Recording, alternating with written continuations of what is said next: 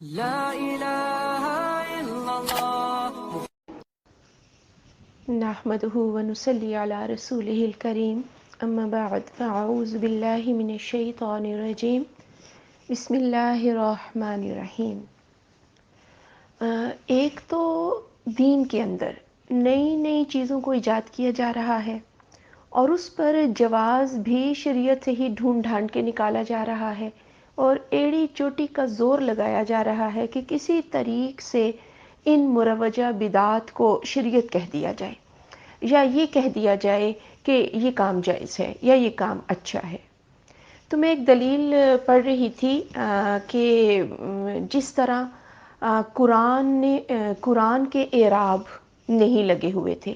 اور بعد میں لوگوں کی سہولت کے لیے اس پر زبر زیر پیش اعراب لگا دیے گئے، تو یہ ایک اچھا کام تھا۔ تو اس کا مطلب یہ ہوا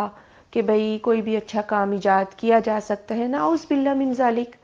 بھئی اعراب لکھے ہوئے نہیں تھے، صرف بعد میں لگا دیے گئے، تو اس کا یہ مطلب تو نہیں ہے کہ اعراب تھے ہی نہیں، اعراب موجود تھے لیکن صرف لگائے بعد میں گئے۔ جس طرح ہماری زبان اردو ہے، ہم اپنی اخبارات کو دیکھیں تو اس میں کہیں آپ کو زبر زیر پیش نظر نہیں آئے گی، اعراب نظر نہیں آئے گی، کیونکہ ہماری اپنی زبان ہے نا، ہم اس کو آرام سے سمجھ سکتے ہیں، تو اعراب کی ضرورت پیش نہیں آئی۔ جس طرح لفظ دن ہے تو اب اس کو کوئی بھی کبھی دن یا دن نہیں پڑھتا، اسے دن ہی پڑھتا ہے، لیکن اگر یہی لفظ عربوں کے ہاں جائے اور انہیں پتہ ہی نہ ہو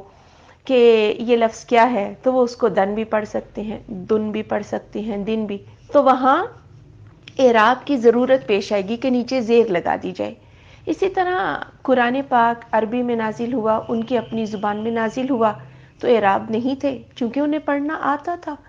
لیکن ہم چونکہ اجمی ہیں اور عربی سے واقف نہیں، اس لیے ہمارے لیے، ہماری سہولت کے لیے اعراب لگا دیے گئے۔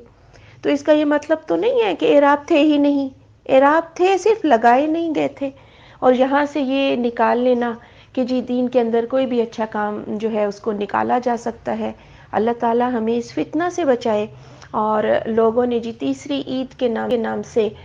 جی عید میلاد النبی، تیسری عید کے نام سے ایک نیا دین وضع کر دیا، تو اللہ تعالی ہمیں سمجھنے کی توفیق دے۔ اور پھر ایڑی چوٹی کا زور لگایا جاتا ہے کہ یہ کام جائز ہے، یہ کام اچھا ہے، تو اللہ تعالی ہمیں سنت پر عمل کرنے کی توفیق دے دے۔ اگر ہم صرف سنتوں پر عمل کرنا شروع کر دیں تو اللہ کی قسم ہماری زندگی ختم ہو جائے گی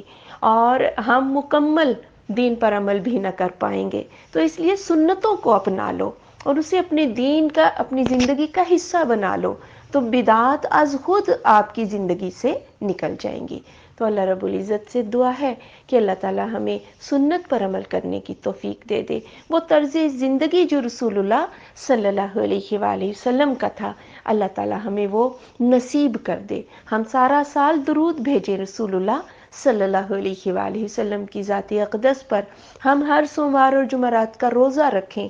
اور ساری زندگی ہم اس چیز کو اپنا معمول بنا لیں۔ ہم تھک جائیں گے لیکن اللہ رب العزت ہمیں اجر دینے میں تھکے گا نہیں، لیکن بدعات آپ کرتے چلے جاؤ لیکن اللہ تعالیٰ آپ کو اس کا کوئی اجر نہیں دے گا۔ تو اللہ سے دعا ہے اللہ ہمیں بدعات سے محفوظ کر لے اور سنت پر عمل کرنے کی توفیق عطا فرمائے۔ سبحانک اللہم و بحمدک، اشہد ان لا الہ الا انت، استغفرک و اتوب الیک۔